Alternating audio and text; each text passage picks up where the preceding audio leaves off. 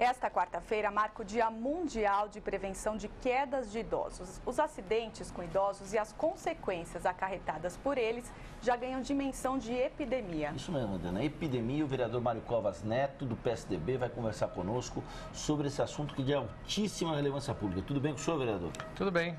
Dia Mundial do Idoso. Terem me convidado aqui. Como é que a gente pode desenvolver políticas públicas para evitar essas quedas que acontecem prioritariamente dentro de casa?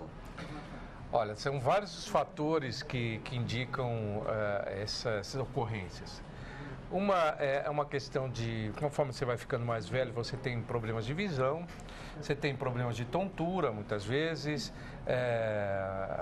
o uso inadequado de medicação para dormir também, e problemas decorrentes da falta de equilíbrio.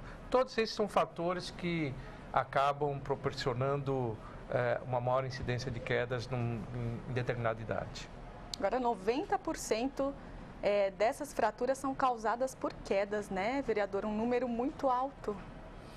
Exatamente por essas consequências. Na verdade, você deveria, há uma recomendação de que, para se evitar isso, para diminuir essa incidência, que haja atividade física do idoso, para que ele tenha a musculatura mais fortalecida, que ele vá num oculista regularmente para ver como é que está a sua visão. Outra coisa, a medicação, especialmente essa para dormir, qualquer medicação, mas especialmente para dormir, só com recomendação médica. Que seja controlado, né, o uso. E, por último, evitar comportamento de risco. Então, muitas vezes, subir numa cadeira, num banquinho, para pegar não sei o que lá, isso para uma determinada faixa etária, isso já se coloca um risco de um tombo.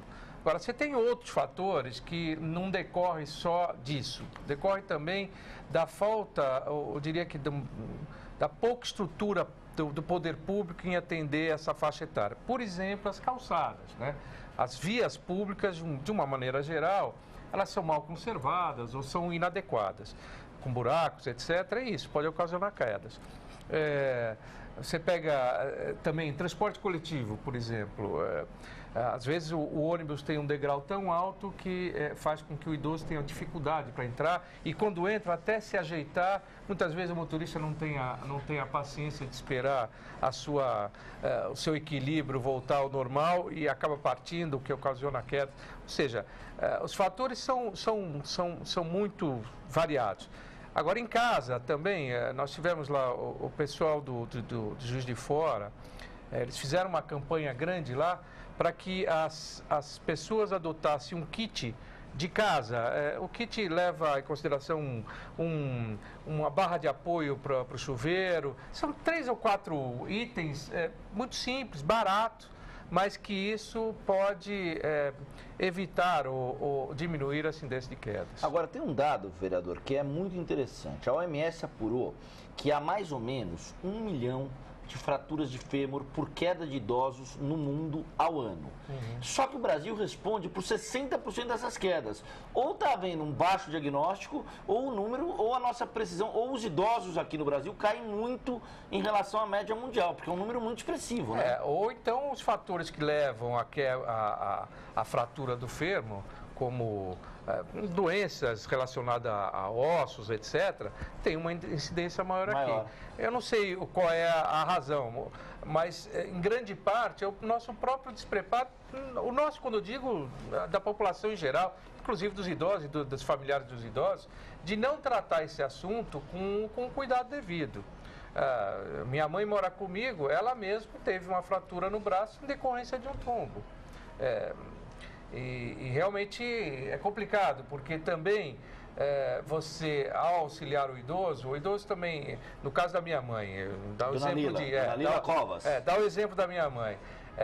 Você tentar impor condições para ela tem muita dificuldade de aceitar. Ela sempre que colocou as condições para o filho. Agora o filho vai colocar condições para a mãe? É complicado mesmo. E se eu conheço bem a família, é bom não brigar, hein? Não. É bom não brigar, porque vai ouvir e não vai ser pouco não, hein? É verdade, pior é que é verdade. Ô, vereador, por falar em vai ouvir e não vai ser pouco não, e mudando de assunto rapidamente, eu sei que o senhor tem uma audiência pública agora 1h30, não tem ambiente para aprovação do plano diretor? Na minha opinião, não. Eu acho que com essa pressão do MTST, se transformou a aprovação não no plano diretor, num plano de metas habitacionais, o que são duas coisas distintas. E eu acho que não há como você associar as duas coisas no mesmo momento, não dá. Se você fizer essa associação, vai passar para a população, para dizer assim, claramente, eu não me sinto hoje à vontade para votar o plano diretor. Não é pela razão das habitações de interesse popular, não é por isso. É porque eu acho que o plano diretor tem algumas falhas e nem pelo esforço que foi feito pelo Nabil, pelo André, etc. Foram feitas várias audiências públicas, o esforço foi muito grande. Mas o resultado, como é uma lei muito ampla, o resultado eu acho que ele não está satisfatório. Mas mesmo que tivesse satisfatório, eu não me sinto nem um pouco à vontade em votar uma lei em que tem um monte de gente pressionando, brecando, acampando, impedindo a entrada de funcionários na casa. Não dá para ser assim. Então é possível que fique para o segundo semestre? Na minha opinião, é o que vai acontecer. A não ser que o governo consiga... veja, nós estamos em 55 vereadores. A oposição são só 12. Você tem 43 vereadores que são, em tese, da base do governo. Eles precisam de 28 votos para fazer. Eles não estão conseguindo esses 28 votos porque, dentro da base do governo, há um sentimento de desconforto. Se eles conseguirem superar esse desconforto, aí pode votar, mas não é o que eu tenho sentido no plenário. Bom, nós vamos continuar acompanhando, né, Wagner? Valeu, vereador. Obrigada, muito obrigado pelo bate-papo, boa audiência pública. Muito obrigado. Vamos ficar no assunto. Obrigado. A gente vai conferir agora como é que está o trânsito na cidade de São Paulo. Câmara Trânsito no ar.